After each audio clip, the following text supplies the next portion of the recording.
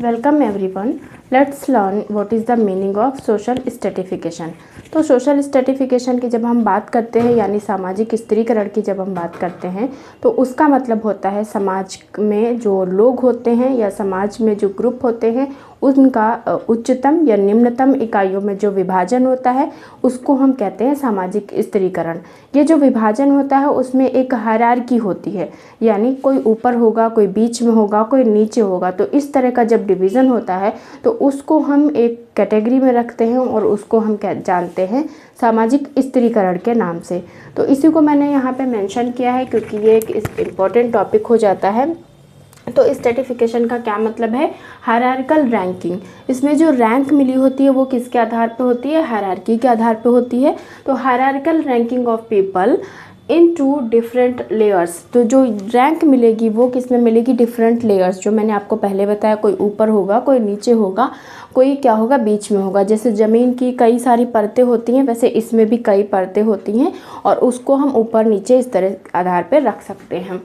तो ये जो डिवीज़न होगा वो कैसे होगा?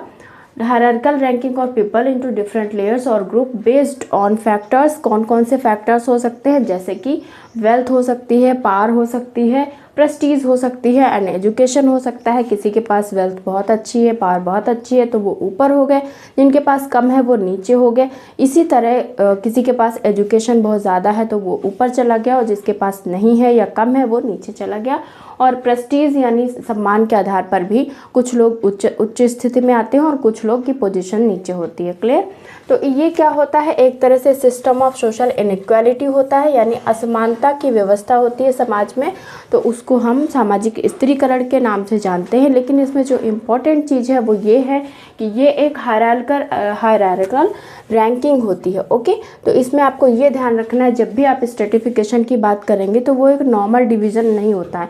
जैसे हमने बांट दिया है मेल और फीमेल में बांट दिया तो वो हमारा स्ट्रेटिफिकेशन नहीं होगा। लेकिन जब हम उसको कोई रैंक के आधार पर मेल को अच्छा फीमेल को बुरा कह देते हैं तो वो हमारा स्ट्रेटिफिकेशन की कैटेगरी में आएगा।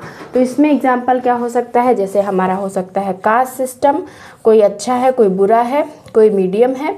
और हमारा इसी तरह क्लास सिस्टम है, जो किसी के पास अच्छी वेल्थ है, पावर है, प्रेस्टीज है तो वो हमारा अपर हो गया, फिर मिडिल हो गया, फिर लोअर हो गया। तो इस तरह से ये सारी जो कैटेगरी आएंगी वो सारी हमारी स्ट्रेटिफिकेशन में आएंगी। तो आप किसी को भी बताना चाहते हैं तो आपके लिए ये दो बेस्ट एग्जाम्पल हो सकते हैं। ओके, आई होप आपको बहुत अच्छे से समझ में आ गया होगा। Thank you for watching the video.